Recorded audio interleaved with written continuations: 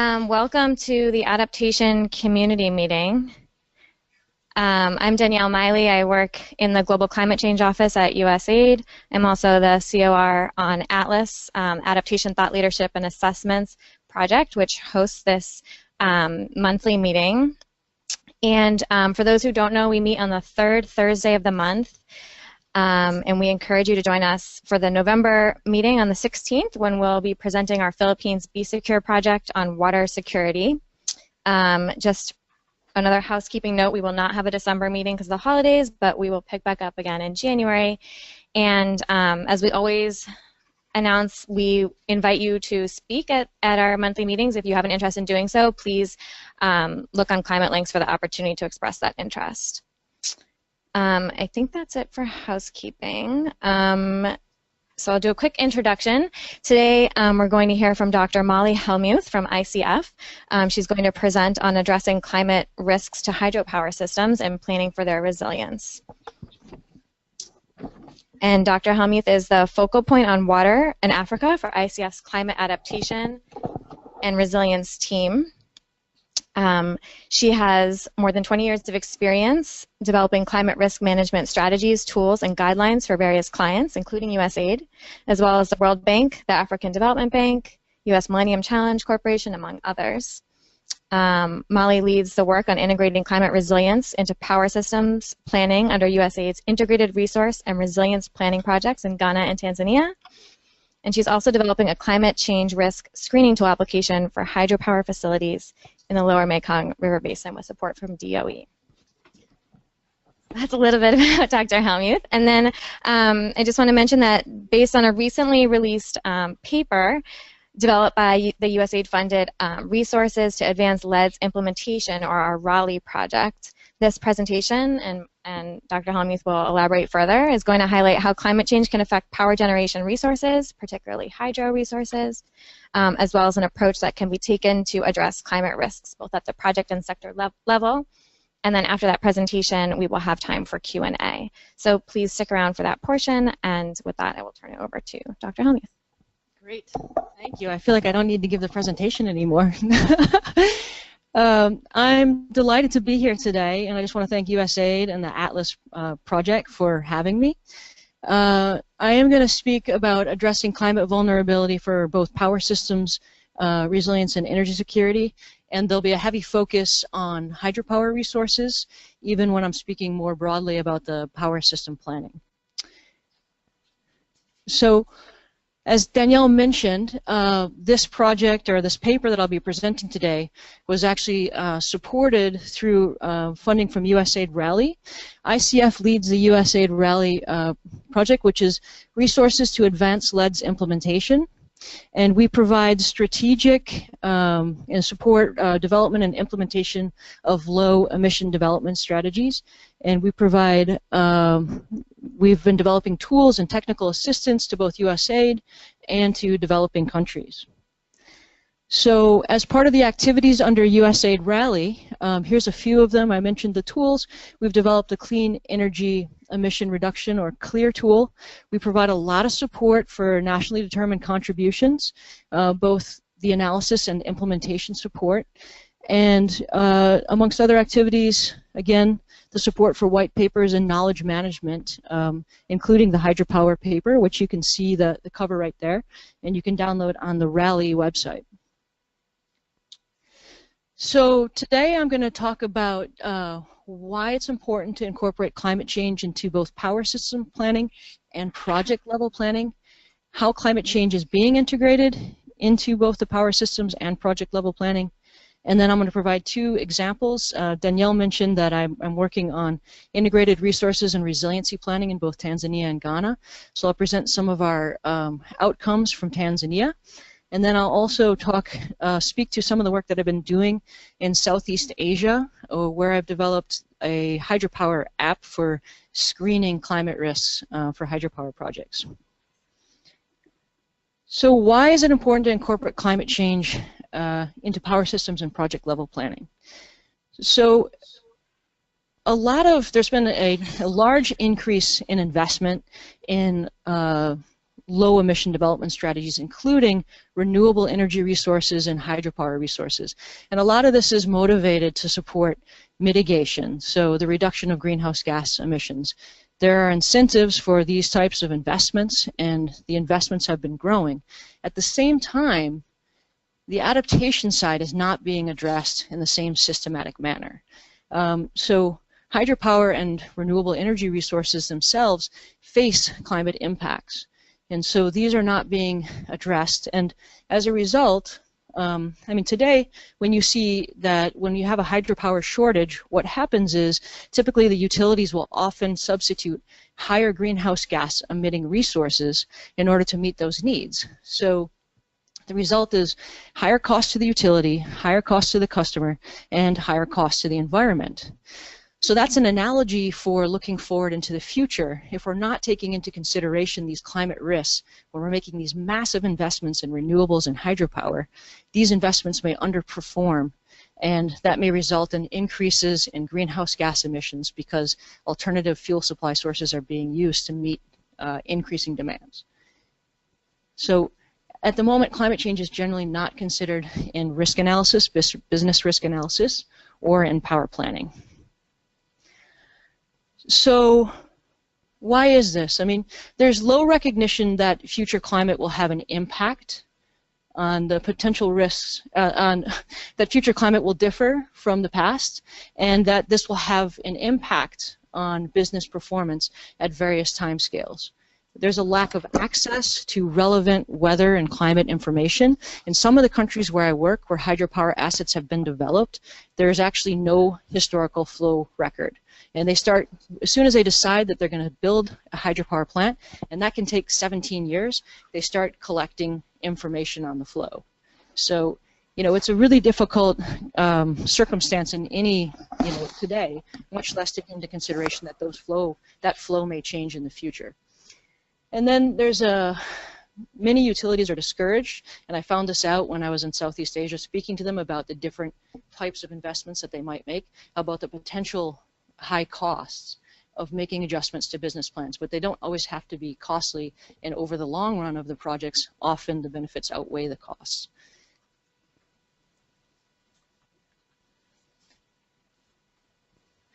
So power sector objectives are, many different power sector objectives are at risk to climate change.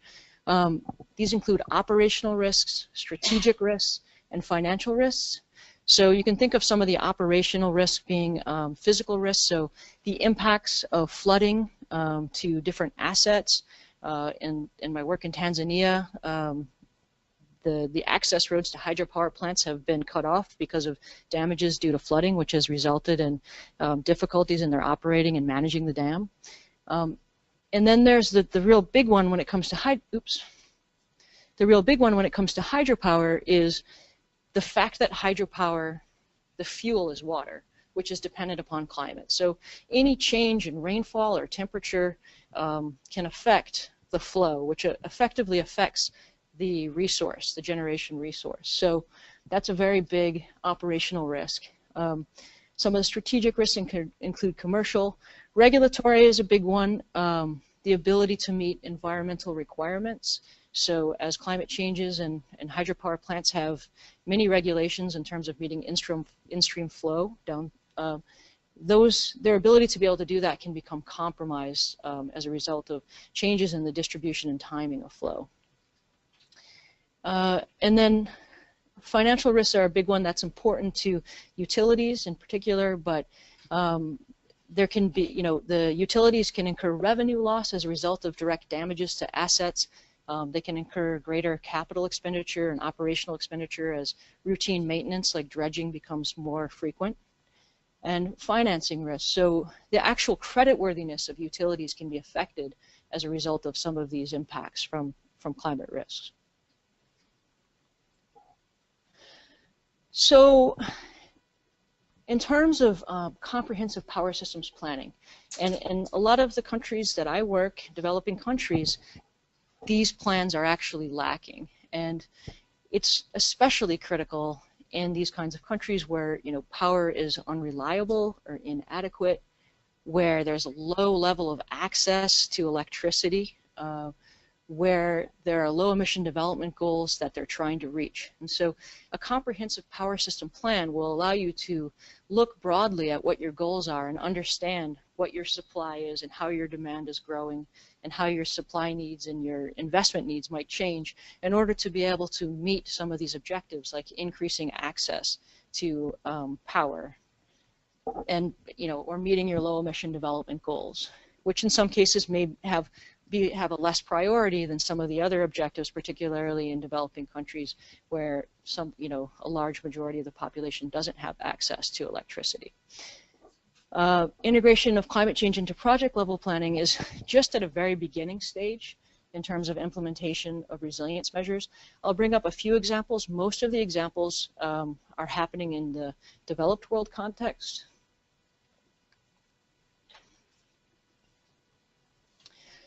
So how is climate change being integrated into power system and project level planning right now? Utilities are increasingly beginning to evaluate and address climate risks. In two primary ways adaptation is occurring, and that's through the protection of value of existing assets and also through creating value through innovation and meeting new needs. And I'll give some examples of that on the next slide. In terms of hydropower, this is an interesting survey from the International Hydropower Association from 2015. In terms of hydropower, there's an increasing number of utilities that believe addressing climate change impacts are important. And you can see that the majority, I'm not quite getting the angle here, but the majority of hydropower plant managers believe it's necessary to start taking major steps starting very soon. There's very few in the hydropower industry that think that it's not necessary to take necessary steps. So here's some examples of protecting value, and mostly again from the developed world context.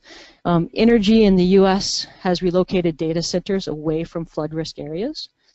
National Grid in the UK has increased their substation protection from riverine and coastal flooding from 1 in 100 year events to 1 in 1,000 year events.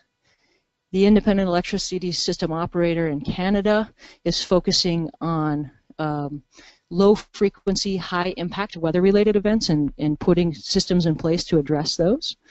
And Centrica from the UK is focusing on well-being planning to address workplace accessibility in light of severe weather events or emergencies.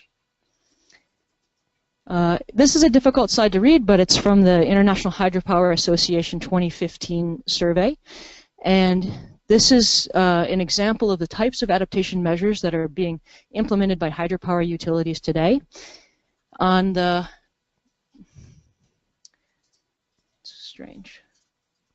On the top, you can see yes is gray. Orange is in the process of being established. Green, which is a lot of that, is no. And blue is they don't know. And you can see that for some activities like putting in place a climate change risk management strategy, there's about 10% of the utilities surveyed who are actually starting to do that. Some areas like working and collaborating with universities and climate specialists have a little bit more traction, but there's a range of activities that are being undertaken, including adapting the management and operation of their hydropower plants.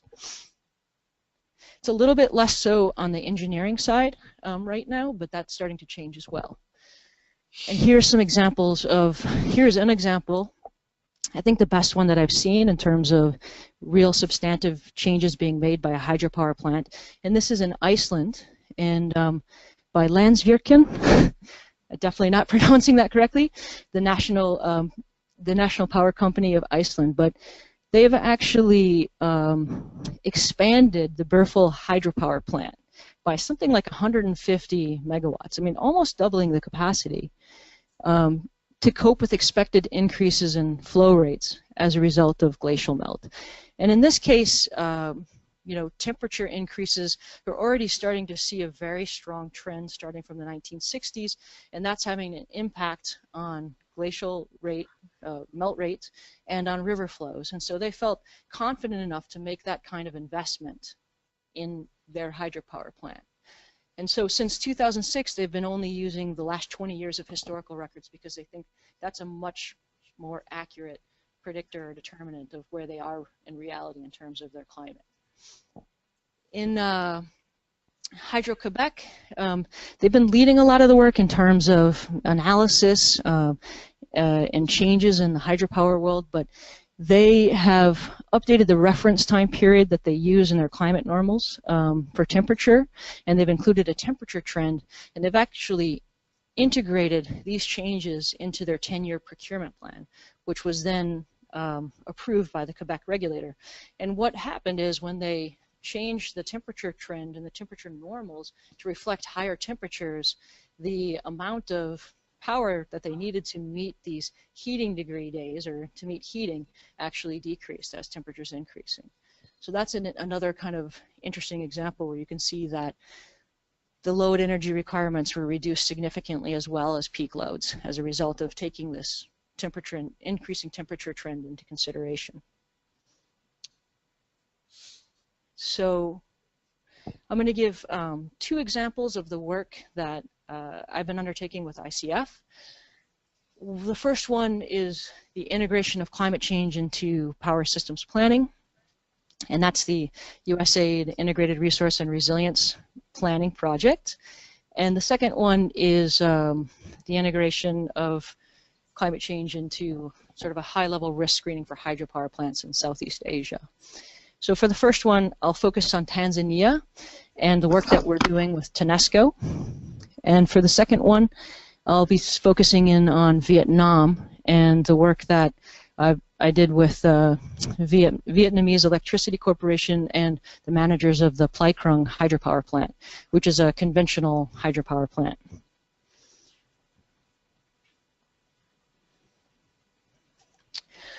So we're actually implementing the IRRP project in both Tanzania and Ghana, and those 2 countries are relatively hydropower dependent.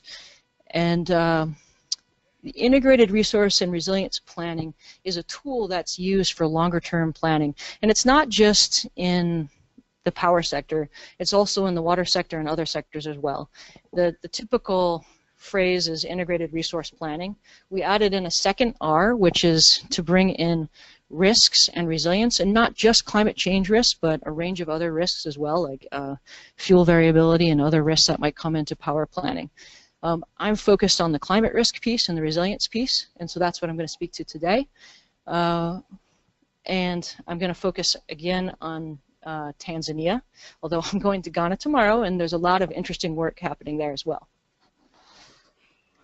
So integrated resource and resilience planning, or integrated resources planning, came out of the 1960s, and I'm not going to go into the history of that, but what it did is it put the supply resources and the demand side on equal footing in planning. So we're not just building, building, building, and then there's no demand and the system collapses. So it's sort of an outcome of what happened to the US in the 70s. And so in the case of Tanzania and Ghana, the outcome is actually an integrated power sector plan. So we're working with them to look across the system at the supply resources, the transmission and distribution, and at the demand. And we're looking at a range of different investments that they have in mind over the next 10 years in all 3 of those resources. We consider demand to also be a resource, and so we're looking at time of use tariffs or energy efficiency technologies that we could put into place there as well. So taking those 3 aspects into consideration, we can get an understanding of the performance of the power system and some of the cost and other characteristics. And ultimately, I actually had cost, and I realized we're doing more than just least cost. We're looking at regrets. So it's not just the lowest cost plan that comes out. So an example is, should we invest in a new hydropower plant? Should we invest in new gas or another technology? And what does that mean in terms of cost? So we're looking at not just the cost of the different types of portfolios that we're considering, but also things like low emission, things like greenhouse gas emissions. So we want to weigh these different outcomes given the different investments and decide. Danesco should decide and is deciding what's important to them and what kind of investments they want to make. Now, at the same time, we've layered in this risk piece, and that's where the resilience assessment and planning comes into play. And so we're looking at the impacts. We're looking at the impacts of climate change across those resources. So load forecasting analysis, so the demand side, generation assessment, transmission and distribution. And we are using in the case of Tanzania and also in Ghana, we're using the integrated planning model, the IPM model as the energy model, as the overarching model to look at the range of different investments and make that assessment. But within each of these categories, we're undertaking investment, or we're undertaking analysis. And I'm going to speak to the hydropower analysis that we're doing. But before I get to that, one of the other things that we're doing in Tanzania and also in Ghana is just raising awareness in the power sector. At the very beginning of the presentation, I said that power planners are not taking climate change into consideration, climate change impacts, and part of that has an awareness issue. What does climate change have to do with me? You know, how does that have a big impact on what I do in my day-to-day business, in my planning? And that's just not something that power system planners are taking into consideration or understanding the ramifications in terms of their business today.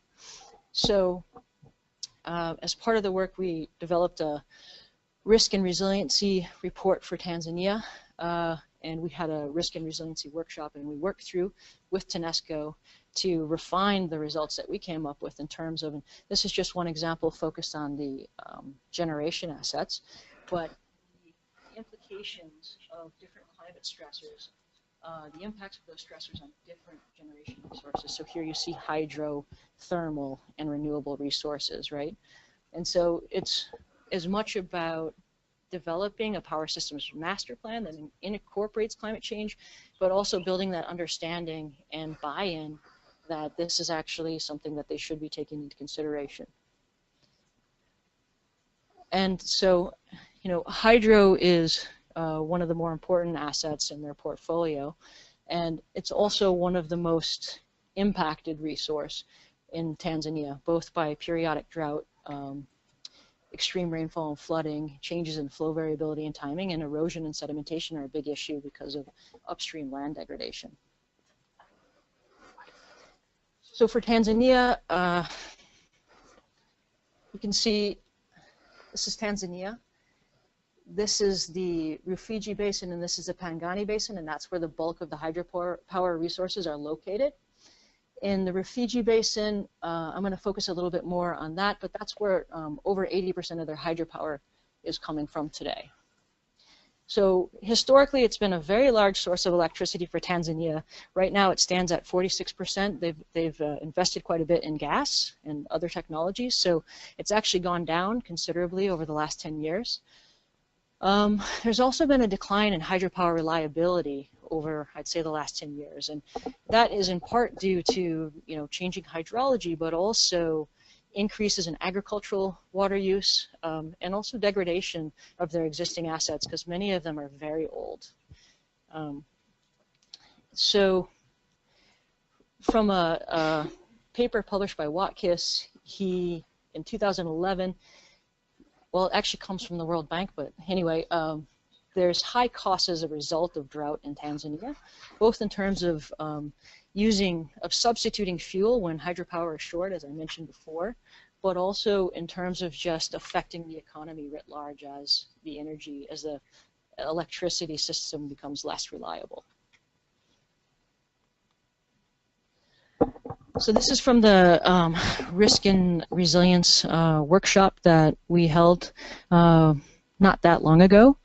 And this is with Danesco. And as part of that workshop of building capacity and working with them, this is an opportunity to identify what Danesco thinks are the biggest risks in terms of climate change and climate impacts. And so we went through a series of exercises, and one of them was to sort of prioritize what they think those risks are.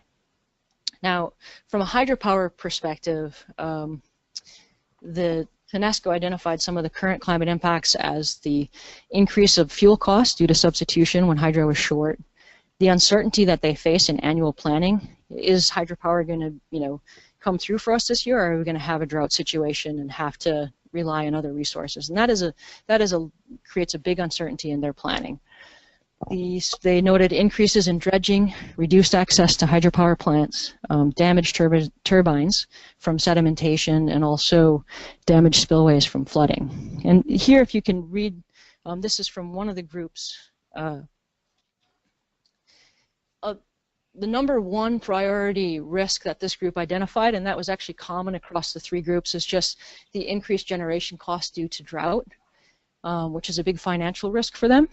But they also noted other risks, which I think are important. In particular, temperature increases. So they are seeing some of their thermal plants are not are underperforming because temperatures are affecting the efficiency and operation of those plants. So they're actually making investments in a new plant in the north to bring in air cooling in order to increase the efficiency of the system and the output of the system.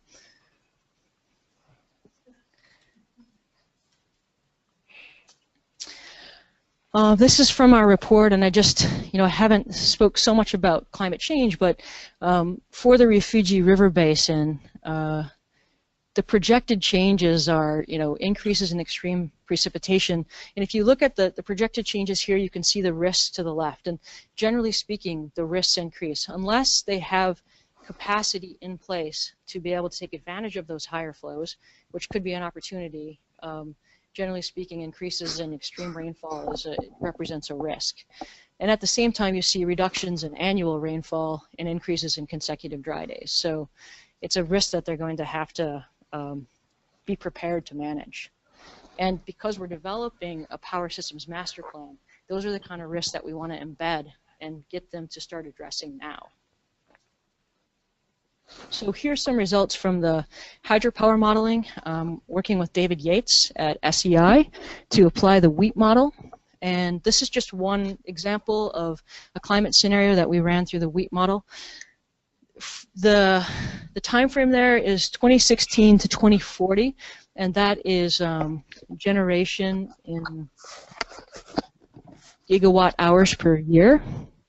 And you can see that the darker blue is the drought scenario and the lighter blue is the reference scenario. And over that time period, there's a 16% reduction in hydropower generation. And at the same time, because temperature is increasing, and we included that in the scenario, there's an increase in water being consumed for agricultural purposes as well. So it's a sort of competing impacts or compounding impacts that you can see when climate change is taken into consideration, especially in a model like WEEP where you can capture some of those different demands that are changing as a result of climate change. So for the power system, when we work with when we put this result into the IPM model, what comes out is, from a reduced hydro resource availability, is that alternatives, including renewables, but they're a very small proportion right now in Tanzania, but also fossil fuel-fired resources come online in order to meet that demand. So this is what I'm talking about in terms of taking into consideration the impacts of climate change, particularly if you have these low emission objectives in mind and your resources start to underperform. So you get the substitution of higher emitting fossil fuel resources in this case. We're also working with Danesco to look at a range of different options, and some of these options they're already looking at, for example, increasing reservoir system capacity. They're actually building a very large hydropower asset downstream of all the other assets I showed you in the Rufiji River Basin, which is basically going to dwarf all of the other assets they have. It has a very large storage capacity, and so that that should help to some extent increase the reliability of the system. But you still have these issues with obviously variability in flows that they're going to have to be able to manage the fluctuations. At the moment, the way hydropower is used is it's very much, as you get to the end of the dry season, you start to run out of power pretty much every year. So they really need to get some more buffering, and a lot of the resources are run-of-river, which means that they don't have a lot of storage in order to be able to manage that inter-annual variability in rainfall. So the second example that I want to talk about is hydropower project risk screening in Vietnam. That's a snapshot of the framework that we developed under the USAid ASEAN Connectivity Through Trade initiative. And as part of that project, we developed this framework, but also an Excel-based tool that we applied in 5 different countries. The Philippines, Vietnam, which I'll speak more to, Laos, which I'm not allowed to speak about, and Malaysia and Thailand. And this tool is geared for investors and managers of hydropower plants, but there's also a lot of interest from governments, at least from the Philippines and other governments, because for due diligence processes as hydropower resources begin to sort of take, there's a very large increase in growth in terms of hydropower assets, and they're interested in including a due diligence mechanism for new investments in hydropower. So I'm cheating a little bit. This is the app that we developed. You can see that Hydroscreen. It's actually this is the beta version, but I'm so excited about it. That's my iPad. The app that we're developing with USDOE funding builds on the framework that we developed under the USAID project. And the purpose of developing this app was to make the information more accessible to users. And so one of the things that we've done is to bring in and pre-populate some information at the sub-basin scale. So the way that the framework works is, the tool works is that there's 6 steps, and the first step you can enter, there's 3 different types of hydropower that you can apply this tool to. That's the conventional storage, pump storage, which is garnering more and more investment. I'm not going to go into the different technologies, and then run-of-river. And so for each of those types of hydropower assets, the tool changes so that it's tailored to meet the needs of the tool. Anyway, you can see here an application for the Plykrung, and in the hydropower tool,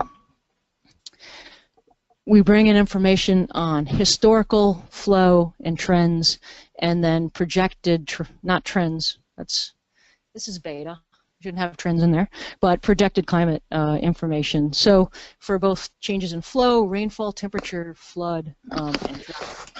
And part of the application of the tool is looking at the impacts of climate stressors, non-climate drivers, and adaptive capacity on the specific performance objectives of utilities. So it's tailored to the utility perspective. What's important to a utility?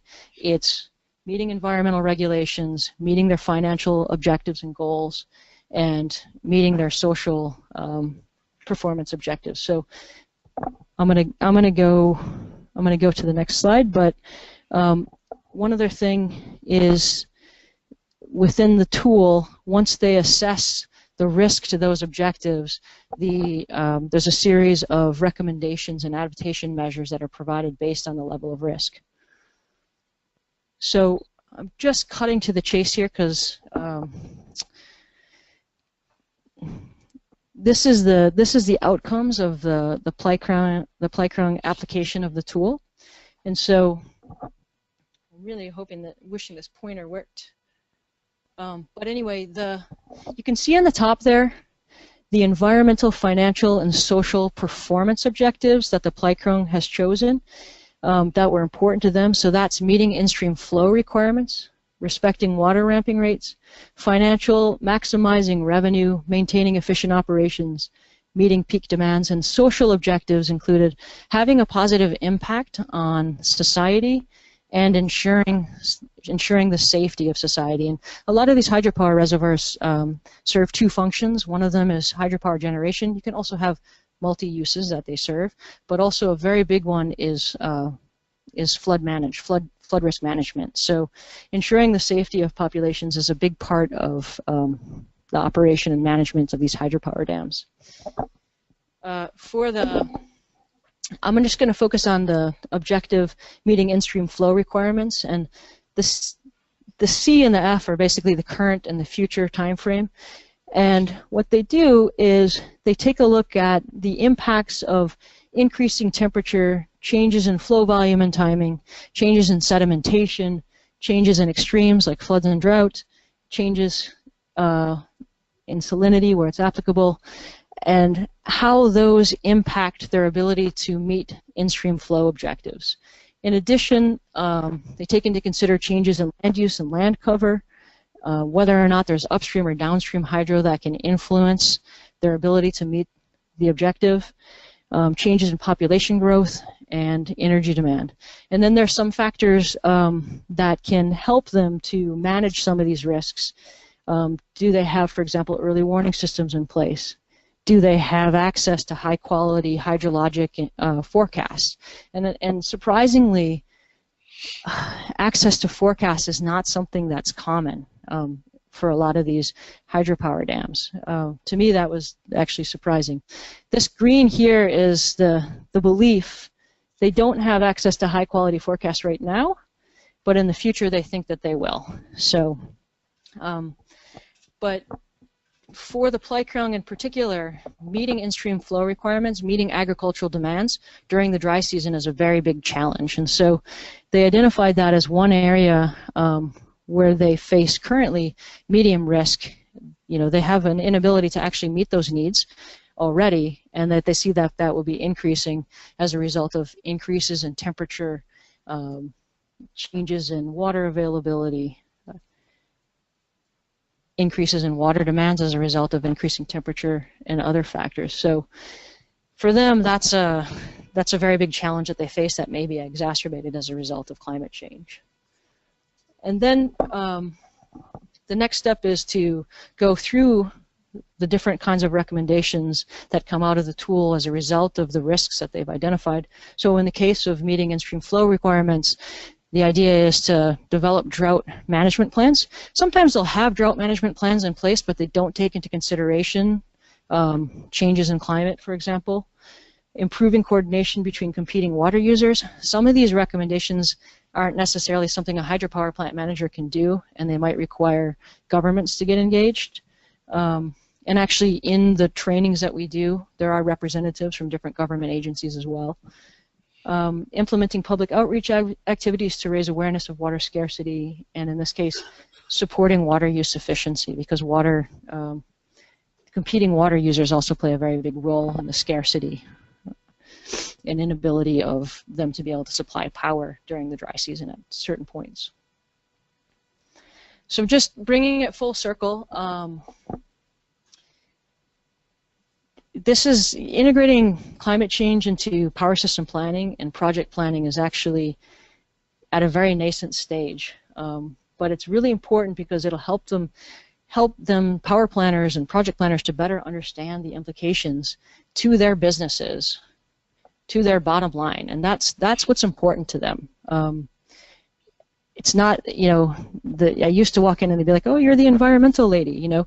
Now I try to tie it to finance right away. You know, what's important to them? Well, actually, yes, but you know, this could have very serious implications for your business and your ability to meet your objectives, and to ensure, you know, such as ensuring energy security, or if you know, meeting low emissions objectives, which is sort of on the medium level for a lot of these developing countries that just need to get power to their people. That there's a lot of momentum growing. I showed some examples of early adopter utilities that are starting to modify operations and planning. I'd say that there's a lot going on in terms of identifying and assessing risks, and as one of my colleagues would say, we're getting to the point where it's like paralysis by analysis. We're not quite there yet in the hydropower and the power systems, but getting to implementation quickly is something that would be, I think would be very important. And some of the activities that are happening that might help that are, for example, the development of hydropower green bonds, which can facilitate financing for hydropower projects. And typically green bonds have been associated with incentivizing reductions in greenhouse gas emissions, so incentivizing investments in renewables. But the new criteria would also include criteria for addressing climate risks. And there's also a new World Bank publication that'll be coming out shortly that actually has some guidelines for integrating climate change into engineering. So I was able to help review some of one of the drafts of that new guideline, and it takes you from across the entire procurement. So what do I need to do at this stage? What kind of information do I need? How can I integrate climate change into my risk register, or basically, the way that procurement is undertaken today? Let's integrate it in, let's not create new processes. So that's integrating climate change into hydropower investments, yeah. So that's it from me. Thank you for listening.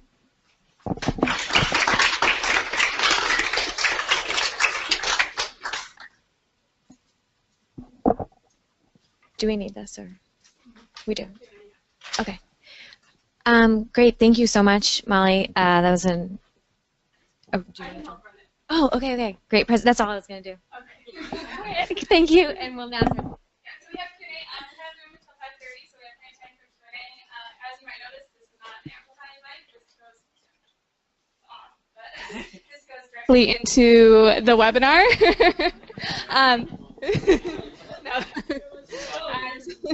So don't be surprised when you speak into it and your voice isn't amplified. But I will be running it back and forth between Molly and the person who has a question. So.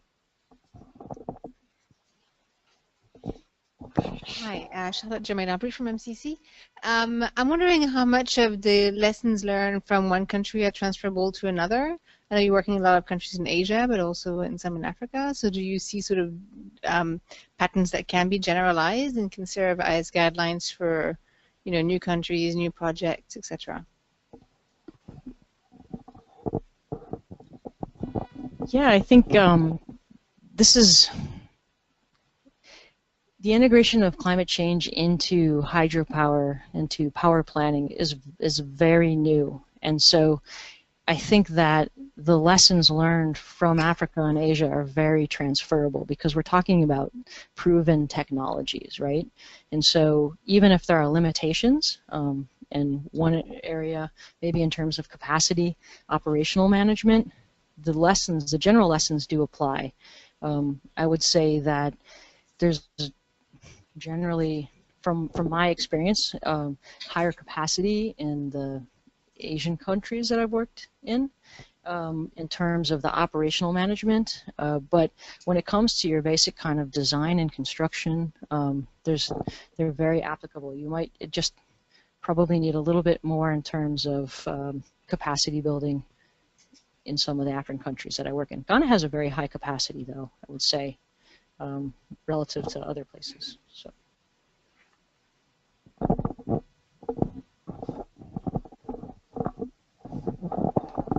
Hi, Rodolfo Camacho, Apt Associates. Under our USAID CEDA program, we're working with banks that are investing in micro and micro hydropower. And something that we're seeing is that since those kind of projects are small and they're pretty much outside the government and the donors, multilaterals, we see quite a bit of uncertainty in the type of design flows that they're using because of the lack of data, and so there's all sorts of assumptions made. And in addition to that, consideration of land use changes, especially for small watersheds where those projects are even more significant than any climate change So I wonder if you have seen similar things through your work in Africa, for example, where there is now a movement to those project developers, searching for funds to get this project going, but the banks don't know the risk that they're facing because there is no good project development, no good assumptions, and etc. So I wonder if this is something that you have seen in Africa. I mean, for sure, that's a huge issue. And actually, as I think I mentioned, that a lot of times a suitable area will be identified for hydropower development, but there might not be any data. And so once that area is identified and maybe at a pre-feasibility stage, they might start gathering data, actually. That's kind of a common practice. And so it's actually, there's a lot of ungauged streams. There's a lot of unknowns in terms of what's happening in development in the basins. And so I think there's definitely the risk of the unknown that can come into play. But I mean, generally speaking, a very small or a micro system might actually be at less risk because it's taking so small a portion of the stream flow. It really depends upon the site, because a small hydropower system might be at more risk. Not a micro, but a small hydropower system will be maybe at more risk than a large one because it doesn't have a buffering capacity. So you really have to take into consideration the design capacity versus the situation, the context that you're in. So I definitely think that more data is needed in general, and this does add a layer of complexity, but I think it's important. And the other point that you mentioned is these land use changes, which I think can dwarf an overall impact a climate change, but climate change will actually exacerbate those kind of changes. So you see a lot of deforestation occurring upstream where agriculture is being put into place, climate change or the increasing intensity of rainfall will actually increase some of the sedimentation, and that is, sedimentation is the biggest killer of dams. So, it's complex, I guess, is what I'd say, and not risk-free. So.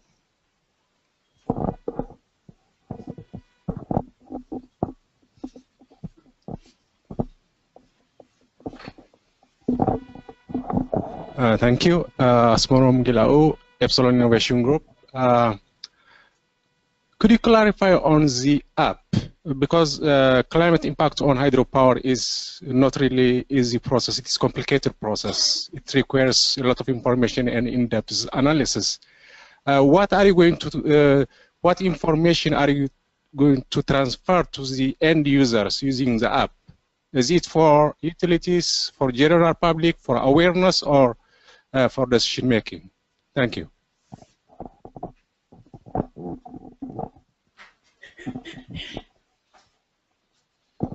So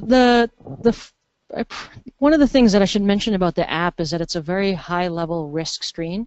So it's the very first stage of trying to identify and understand risk. This app isn't something that you would use to design a hydropower plant. It's basically raising a flag to say, is climate change important? Is it going to affect, what's important to me as a utility or as an investor? My bottom line or my ability to meet environmental regulations. So it's really that first kind of level of, do I have a problem or not? And where is it? And so that's the first clarification. For the app, which is a little bit different than the tool where I would come in as the expert and have very site-specific information for them. The app provides information at a sub-basin scale, and it's only applicable to the Lower Mekong right now, and in the Lower Mekong, only Laos and Vietnam. So the app provides information for these sub-basins right here, and that information is pre-populated, if that's the right word, but it comes from globally available databases on historical temperature and projected temperature, historical flow, precipitation, etc. So the user can bring in their own knowledge to the extent that they have information, but the idea is to provide them with as much publicly available information that could be applicable to their situation as possible. There's also a series of questions, so they can check based on their knowledge, is flooding routine in this area? What are the kind of risks are you facing? For the adaptive capacity piece, you know, these kind of considerations, that doesn't come pre-populated by basin. That's a kind of question where they would have to identify, do we have insurance in place? Do we have access to these forecasts? So I think the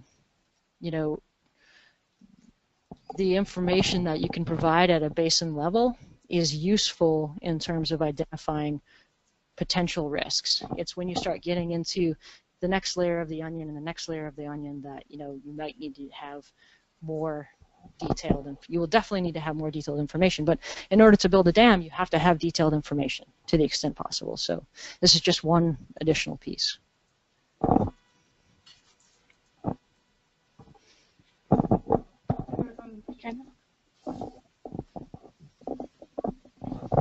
So I'm Supathira from the USAid Regional Development Mission in Asia. We are having the Clean Power Asia, USAid Clean Power Asia implementing in the lower Mekong for clean energy. But lately we try to integrate adaptation component into the program. And based on your experience, because our program is more focusing on climate finance, working together between investors to invest more on the clean energy sector. So based on your experience, have you seen any interest or attention for the adaptation sites from the investor in the lower Mekong? Because the issues of energy, especially in hydropower in the lower Mekong, is kind of cross country, because even though the dam or the hydropower is in Laos and Vietnam, but the investors are in China and are in Thailand, right? So how are you going to work further with all these stakeholders to bring their attention and incorporate all these?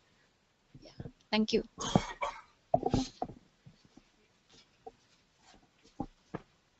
Yeah, it's interesting for the Laos case study, which I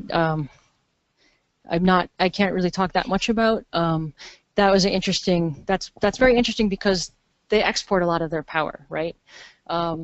There's also other complications with the way that hydropower plants are developed. So the first 20 years might, the hydropower plant might be under the operation and management of the company that developed it, and then after that, it goes to the government. So when you start to see that climate change might have an impact in 20 years, or whatever the interpretation is, it's like, oh, well, that, you should probably, literally, someone said this to me from one of the hydropower plants, well, you should probably talk to the government because that's going to be their issue in 20 years. But, so there is some there is some complications, but I would say that in terms of the Philippines is an example where there was a lot of interest in implementing adaptation measures. They have a lot of small hydropower projects.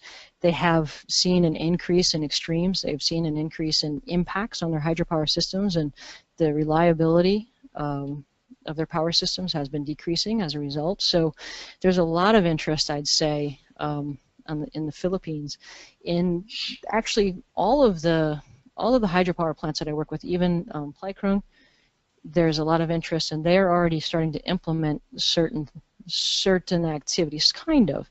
It's not always taking climate change into consideration. Sometimes it's managing risks today, but the idea that for the application of the risk screening tool, they had to express interest in taking part of that. And so there was already sort of a bias in terms of the hydropower plants that I was working with in region, in terms of their level of interest. And so in those cases, they had already been seeing impacts and having some issues. And so looking for solutions is an area of interest. Even in the Philippines, though, where there's a lot of interest, I'd say, in adaptation,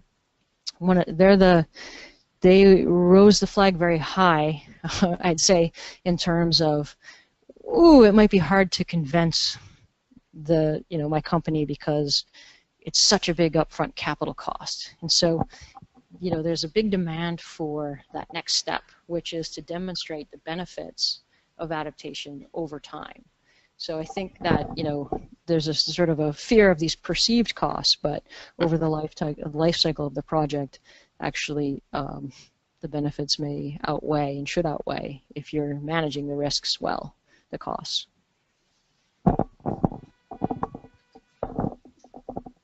Thanks. Jeffrey Blate with USAID. A lot of what I'm going to say is actually without my USAID hat, because it's based on my experience working in the Mekong. So just building on Kunge's question and your answer.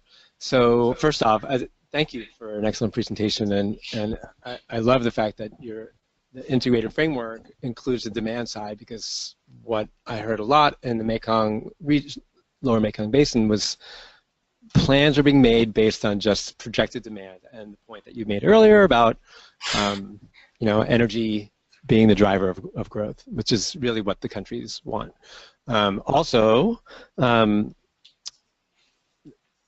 Great that this is sort of spurring some willingness among the developers to actually start incorporating climate risks, because that's obviously been absent, as you articulated very well.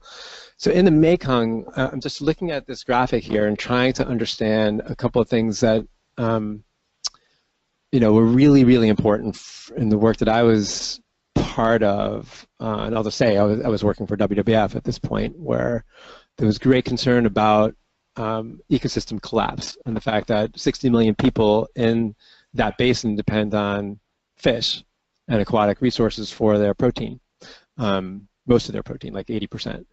And all the science was saying that, and I'm sure you've heard this, right? So I see you're nodding your head.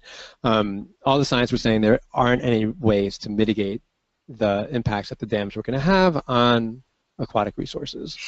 And so what I'm not seeing in this graphic is, the in-stream flow I get, but the other issue is that in Vietnam, the Mekong is flowing, and all the tributaries are flowing to the delta, which is a breadbasket for the region. And without the sediment reaching the delta, the mangroves, which are habitat, do not survive.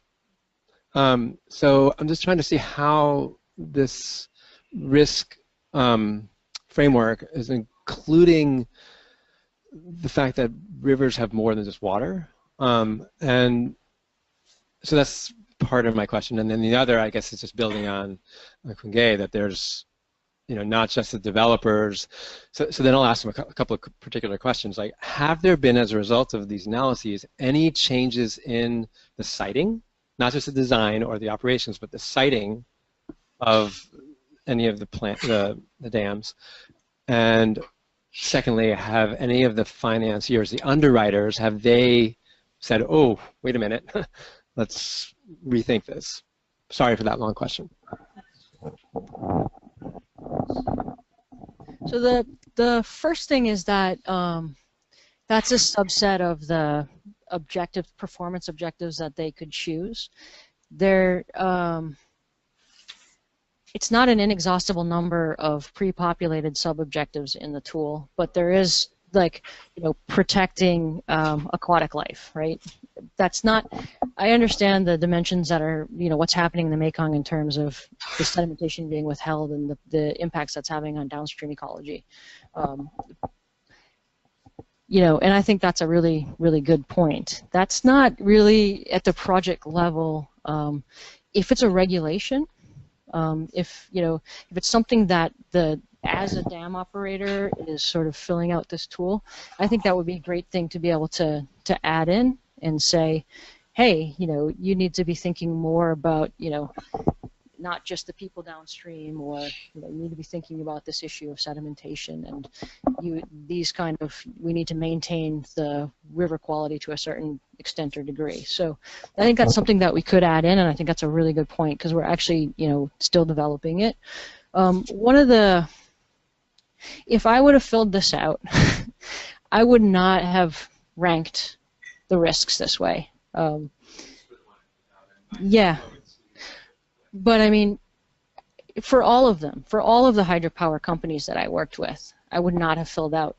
I would not have filled it out the way that they did. I mean, I sat there with them and we went through everything together, but ultimately there's a group of people in the room. Sometimes the Department of Energy might be in there, and so in this more sort of artificial setting, not completely artificial, you might not want to say, hey, we can't ensure the safety of populations downstream. You know, that's kind of the limitation that I felt in terms of applying this in that pilot setting.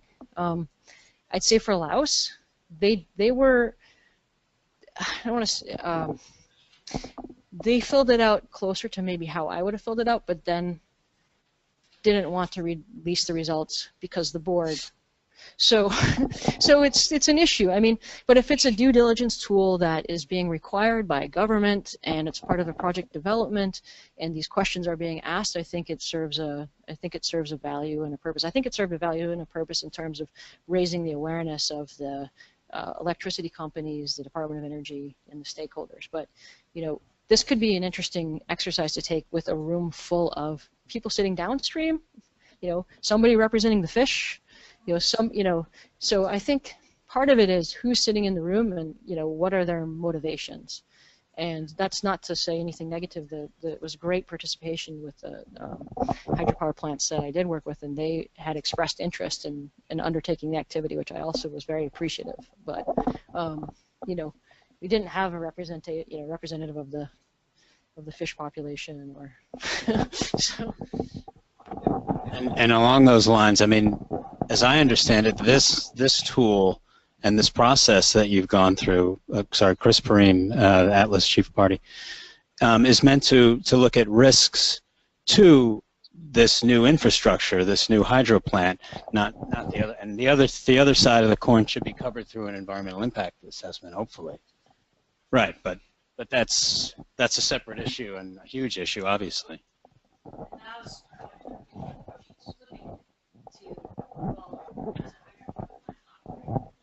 What are my regulations, you know? And so just because it is taken from the perspective of the hydropower plant and what their objectives are, but they should have that objective. So did this need to be deciding or? Well, for this, you know, I don't. This was applied to existing plants in this sort of pilot phase, so I think the tool can be applied to existing plants as well as planned plants. For a planned plant, you'd be seeing potentially changes like that because then you have more flexibility in terms of the investments that you make. So a little bit of a different exercise in terms of application here, but I think that ideally the app is meant to be used by, you know, for existing plants, but also for the conceptualization phase. I think it fits in best for new projects. Any others? We have time for one or two more. Okay. I just wanted to add a little bit to what Chris and Jeff were saying, that really what you're raising is the context in which the hydropower plant occurs. So it's not just downstream, but it's upstream as well. And so it poses a challenge to everybody to think, how do you connect the hydropower plant to the processes or outcomes on the upstream end and on the downstream end. And Jeff, in terms of Vietnam, it was making me think of the PFAS program. Vietnam, by the way, the PFAS program is payment for forest environmental services. So local people who protect the watersheds above a hydropower facility get some payment from the hydropower facility for that protection. So it would be interesting to see how you could connect something like that up, because they're already, the hydropower plant is already thinking about their watershed through that program. So, you know, a tool can't do everything, but this looks like something where you could connect the, you know, inputs from the upstream and downstream as well. May I just add something? I think add something to this discussion that's similar. I'm wondering if there's a way, though, that if you have sort of a comprehensive risk assessment, this might not be applicable in this case, but that I used to work for ARAP, and we had something called the SPEAR tool that was required, at least internally, for all projects, and it was a qualitative pinwheel diagram. And basically, one of the things that by going through the process that it allowed us to do was to prioritize different areas where there could be negative externalities or even positive externalities through such a screening process. And I suppose what my point, though, is that even if you have constraints with the project, that like it's a reality, it's happening, but through such a process that then you could identify a risk that wouldn't have been identified otherwise, that would allow the consultant to go back again to the client to reframe the problem by identifying such a risk that may not have been. So this isn't a criticism at all. It's more, I guess, the limitations of some integrated systems modeling approaches that are quantitatively driven. So I mean, there still are serious flaws in the example I gave, methodological flaws, just of how such information is still, whether it's qualitative in this case, but still is prioritized, which of course is, you know, the validity behind that is subjective. But it's an interesting discussion, I guess, and it's sort of like I guess there's an, you know, that it would suppose that there should be more dialogue, I think, in general, with practitioners on sharing our methodological tools, and then it's sort of, because again, my main point here is that by a certain kind of tool, that it's sort of like, well, you could then actually flag a risk through such a comprehensive risk assessment. So that's my main point, as well as a positive externality with a co-benefit that then will, you know, allow the consultant to reframe the problem or identify a value stream that again wasn't there, but really going beyond the initial scope of works of what could be a prescriptive RFP. But you know, that if you have a material risk that's flagged, then they would want to know. Or likewise with a value proposition. And I think that a lot of firms do this internally, but so this, again, this isn't a criticism at all, but it's just a discussion piece, I guess, about how we can share such tools, and then and all learn from each other that way. Thanks.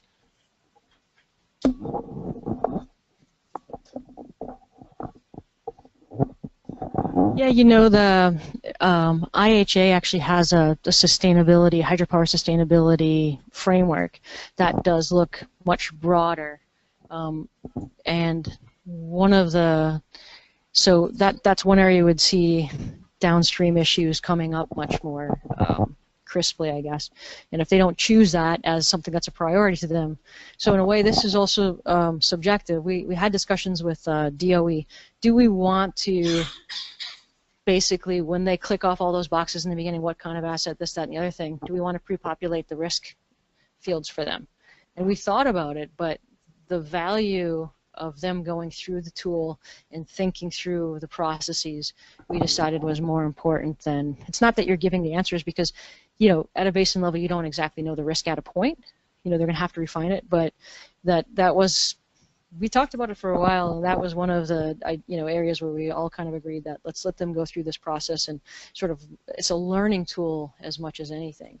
But,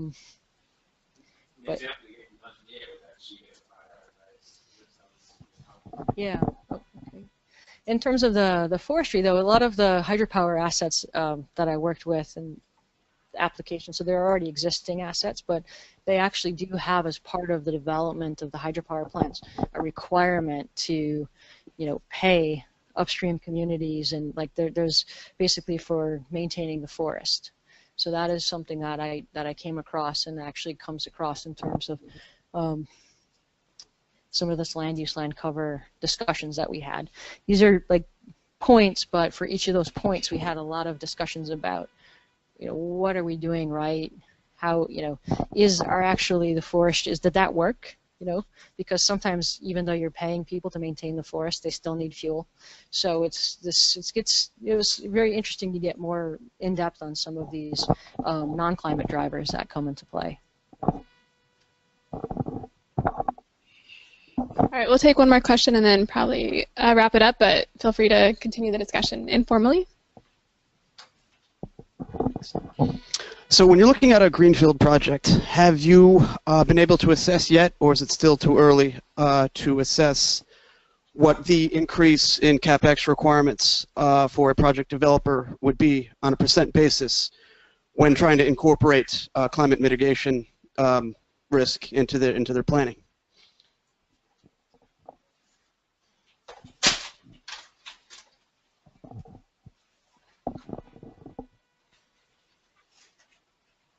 So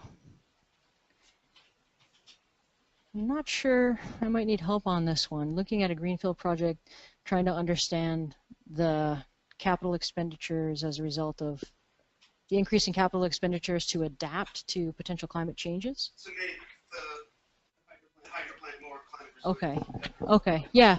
So in the World Bank engineering guidelines, actually, that's a good reference here. And also, even within the WEEP modeling, you can look at the costs that you might incur in terms of changing the reservoir size.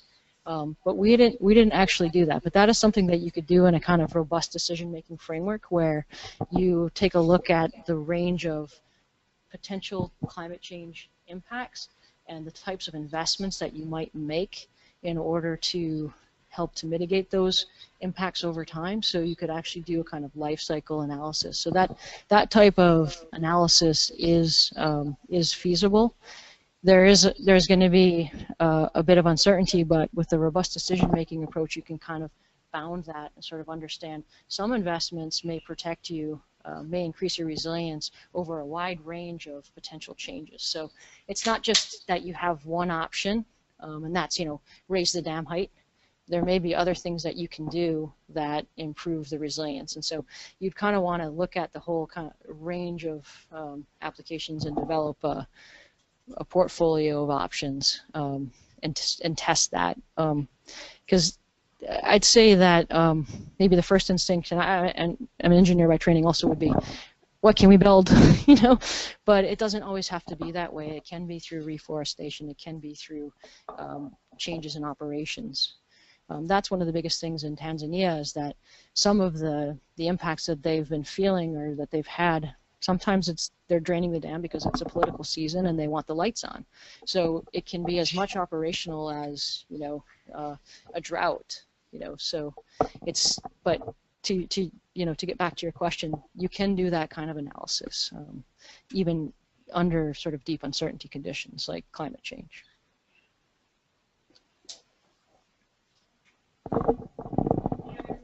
Question before we wrap up? All right. Well, thank you so much, Molly. We really appreciate it. We'll send out the slides, the presentation, and the recording to everyone here, as well as any colleagues of yours who want it. And feel free to again stick around and continue the conversation. But thanks so much.